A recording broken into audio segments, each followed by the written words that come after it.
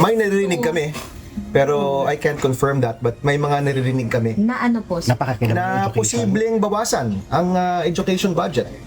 So, dahil may gustong ibang pondohan.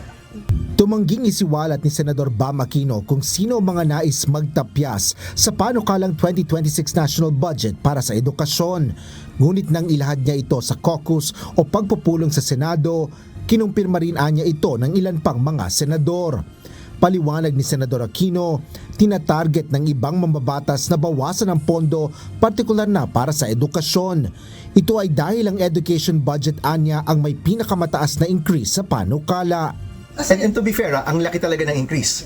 From 13 to 30, if I'm not mistaken, in the Congress version to 65 or 66, 67. So, it's really a huge increase from the NEP na 13 billion lang.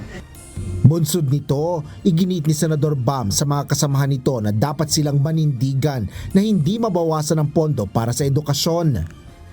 Itong pagpondo ng budget ng edukasyon at kalusugan, yan ang tugon dito sa mga nangyayari. Na hindi lang yan kami, pero pati yung taong bayan, hinahanap na yung perang dapat ilalagay sa alanganing mga proyekto, ilagay na lang sa tama at ilagay sa edukasyon at kalusugan. Naniniwala naman si Senador Francis Pangilinan na malinis na ang bersyon ng Senado para sa 2026 General Appropriations Bill o GAB. Siniguro nilang maliwanag, partikular na ang lokasyon ng mga proyekto para hindi na mangyari ang mga ghost project. Malaki rin anyang na-improve sa proseso ng pagpapasa ng panukalang pondo. Well, kaya nga bantayan natin yung BICAM, di ba? Tiyakin natin na hindi na maulit yung mga insertions na nangyari noon at maging transparent lahat.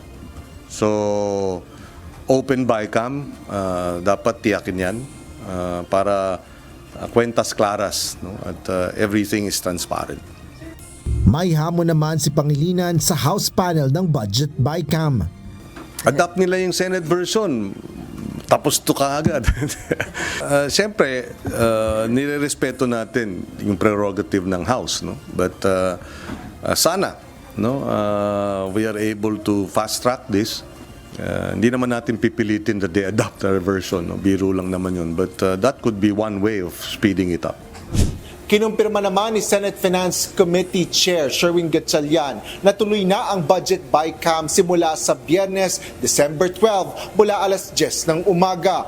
Ngunit imbis na sa isang government establishment sa Intramuros, Maynila, isasagawa na ito sa Philippine International Convention Center o PICC sa Pasay City.